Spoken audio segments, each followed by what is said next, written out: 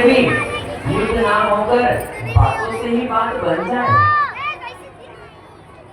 इसलिए मेरा निवेदन है, किसी से बैर करना हो, किसी से लड़ाई करनी हो, किसी से युद्ध करना हो तो सदैव यह स्वभाव बने कल पर डाला जाए, तुरंत ना हो ये चीज। क्योंकि कल पर डालेंगे ना महाराज तो ये निश्चित है कि आपका मन मस्तिष्क परिवर्तित हो जाएगा और जो क्रोध की अग्नि जल रही है उस क्रोध की अग्नि की जगह प्रेम भर आएगा। इसलिए मेरा निवेदन है कि इस चीज को कल पर डालें। और आज राघव सरकार ने भी वही किया, कहा कि आज रहने दीजिए, कल करेंगे और बस डरा कर ले आना है। और फिर जब प्रातः काल हुआ है, लक्ष्मण जी गए हैं और वहां पर जाने के बाद डरा कर ले आते हैं और प्रभु के श्री चरणों में गिरकर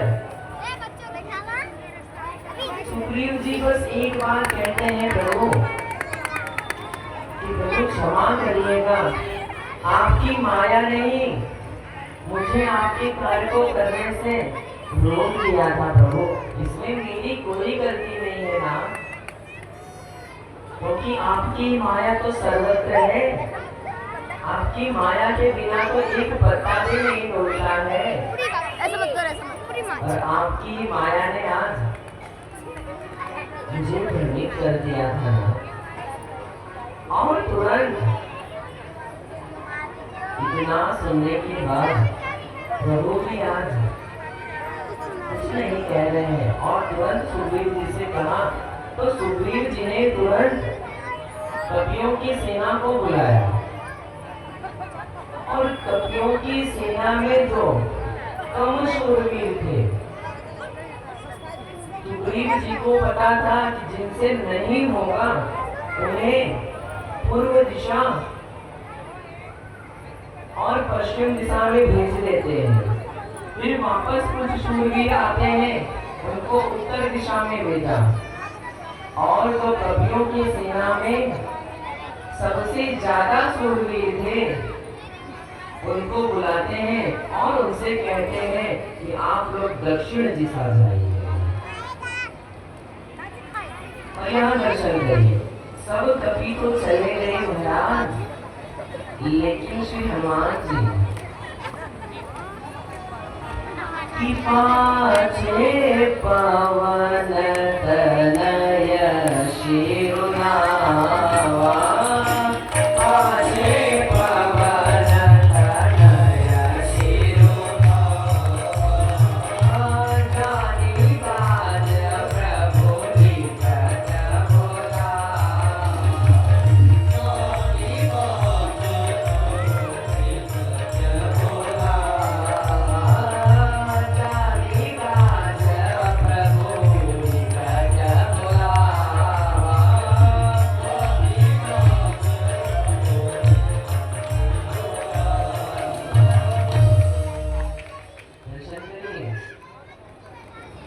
सब कपि जब चले गए दक्षिण दिशा की ओर तो सबसे पीछे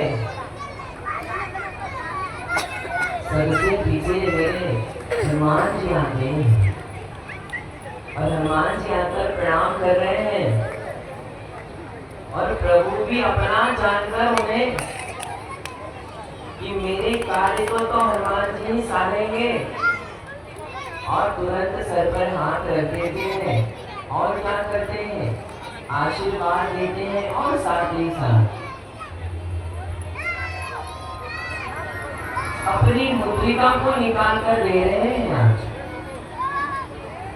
कि ये मुद्रिका लीजिए और मुद्रिका लेकर आप जाइए और सहज ही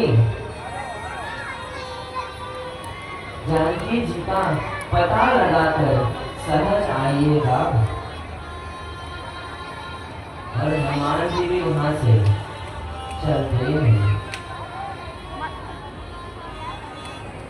और जब आगे बढ़े हैं दक्षिण दिशा की ओर गए हैं तो वहीं बीच में संपाति जी से भेंट हो रही है। संपाति जी कौन है? क्योंकि जटायु जी के भाई। और जैसे ही कपि वहां पहुंचे हैं, पूरी वानर सेना जब पहुंची है, कपियों की सेना पहुंची, संपाति जी देखकर तुरंत मन में उनके ये आ गया कि आज मैं इतने दिनों से भूखा हूं और आज मेरे लिए प्रभु ने भोजन की व्यवस्था कर दी। दर्शन किए और उसी में जब कपि ने कहा कि एक ये है संपाति जी जो आज कपियों को खाने की बात कर रहे हैं, और एक इनके भाई थे जिन्होंने राम काज में अपने प्राणों को त्याग दिया है। और जैसे ही संपाति जी ने सुना कि जटायु मर गए, और जटायु मरे तो सही लेकिन राम काज में मरे, और जैसे ही तुम्हें कि राम काज यानी कपियों की सेना है जो राम काज के लिए आई है, ब्रह्मा जी ने भी वरदान दिया था कि जब राम काज के लिए कपियों की सेना आएगी, उनको देखकर उनके दर्शन से ही आपको नवीन पंख लग जाएंगे, आप सहज ही सही हो जाएंगे, आपके नवीन पंख आ जाएंगे और आप और तो दर्शन करिए। संपाति जी तुरंत आते हैं नीचे उतरकर और तुरंत बताते हैं कि वहां पर त्रिकूट पर्वत पर लंका नगरी है, और उसी लंका नगरी में अशोक वाटिका है,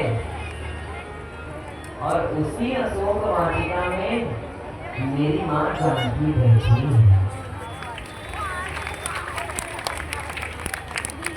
संपाति जी ने कहा कि मैं आपकी सहायता तो कर सकता हूँ, आप वहां कैसे पहुंचेंगे? इस 100 योजन के समुद्र को जो लांघेगा, इस 100 योजन के समुद्र को जो लांघेगा, वो राम जी के कार्य को अवश्य करेगा। और दर्शन करिए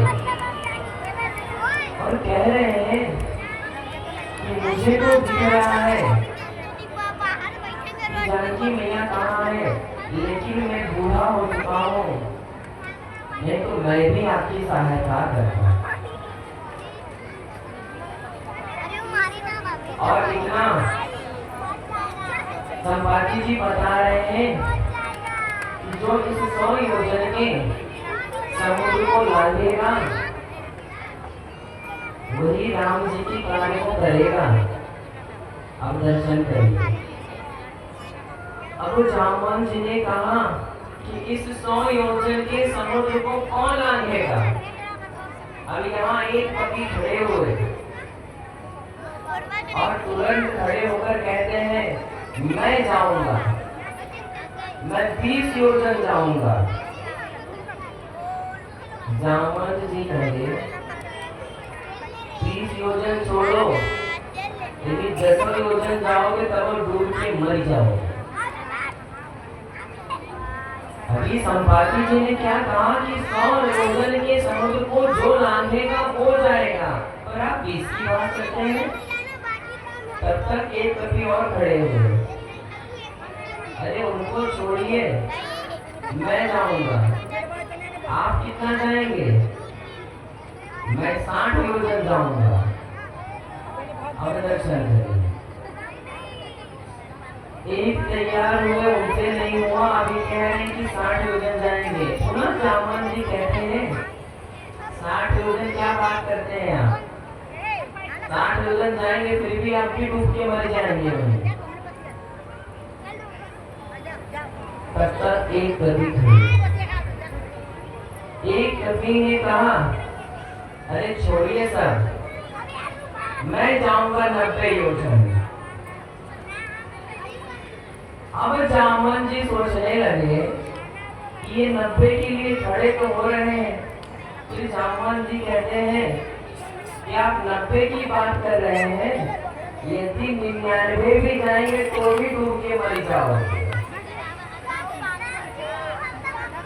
100 योजन को लांघना है, मतलब एक कदम यहाँ और दूसरा कदम सागर के उस पार लांघना है। और फिर यहाँ पर जामवन जी थोड़ा क्रोधित होते हैं और कहते हैं कि धिक्कार है ऐसी जवानी पर आप लोगों के, यहाँ के समुद्र को लांघ नहीं पा रहे हैं। कोई शूरवीर नहीं है क्या? यदि मैं अभी मेरी जवानी की अवस्था होती तो मैं खेल खेल में लांघ जाता।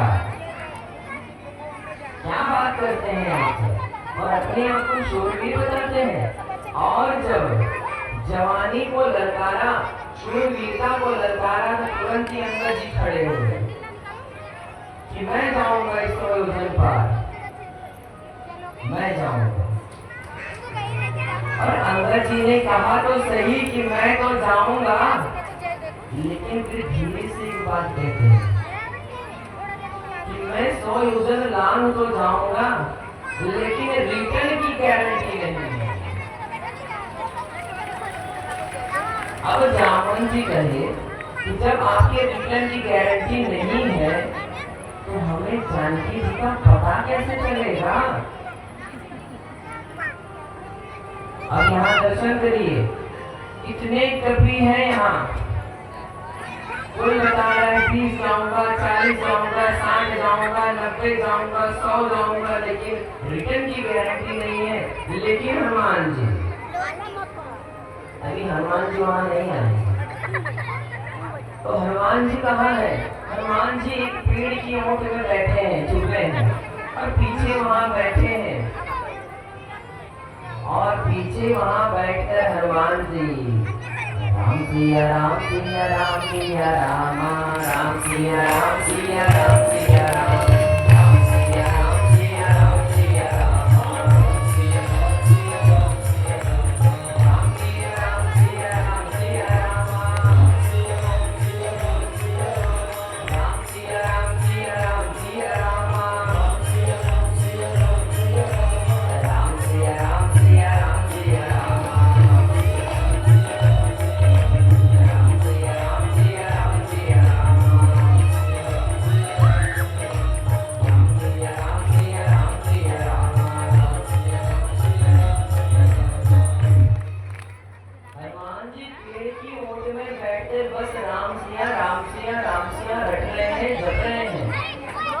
अब जामवंत जी आते हैं, और जामवंत जी आकर क्या कह रहे हैं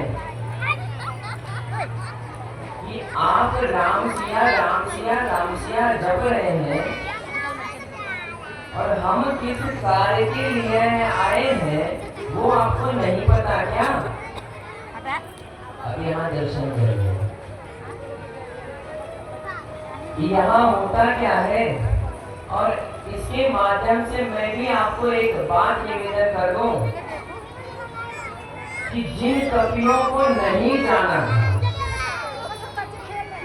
वो कवि तो ढिंढोरा पीट रहे हैं, मैं 20 जाऊंगा, मैं 40 जाऊंगा, मैं 60 जाऊंगा, मैं 90 जाऊंगा। और जिनको जाना है वो शांत बैठे हैं। और समाज की भी यही स्थिति है महाराज, जिनको कुछ नहीं करना होता है ना, वो सिर्फ पोस्टर बैनर लगवाकर घूमते हैं मार्केट में, सिर्फ अपना प्रचार प्रसार में ही लगे रहते हैं। जिनको कुछ नहीं करना है और जिनको कुछ करना होता है वो एकदम सहज होकर शांत बैठ जाते हैं और उन्हीं के सब कार्य को मेरे राघव सरकार संभाल कर पूरा करते हैं।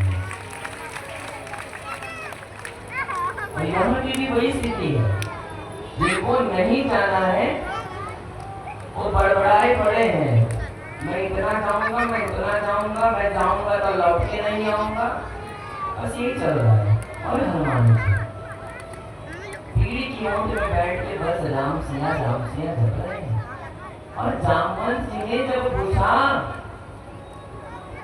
कि आप कुछ बोलते क्यों नहीं, आप कुछ कह क्यों नहीं रहे, आप क्यों नहीं जा रहे, सब इतना बोल रहे हैं और आप यहाँ बैठ के बस राम सिया जप रहे हैं। और जामवंत जी ने बस क्या कहा, पति सुनो हनुमाना, पति सुनो हनुमाना,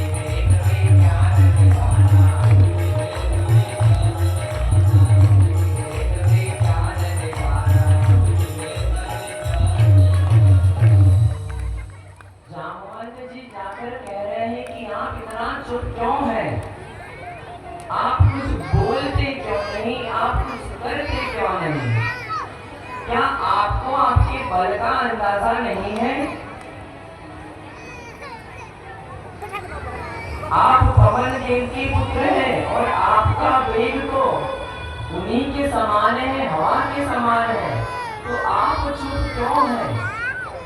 आप कुछ बोलते क्यों नहीं? आप इतने चुप क्यों हैं? और जामवंत जी इतना बोल रहे हैं, फिर भी मेरे हनुमान जी महाराज राम सिया राम सिया राम सिया राम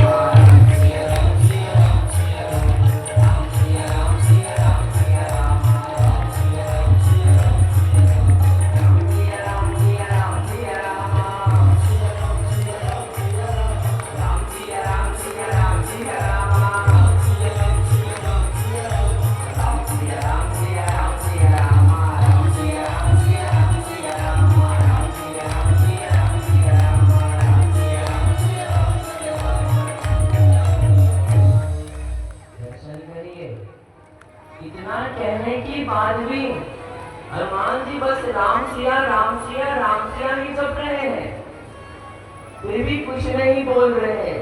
अब जामवंत जी सोच रहे हैं कि मैं इनको इतना बोल रहा हूँ और ये कुछ बोल क्यों नहीं रहे। इनको बता दिया कि जो आपका वेग है वो पवन के समान है, वो हवा के समान है, फिर भी कुछ नहीं बोल रहे हैं। अब जामवंत जी सोचते हैं क्या बोलूं, तो फिर जामवंत जी के मन में पुनः एक विचार आ जाता है, पवन सुता जगत जग माहे,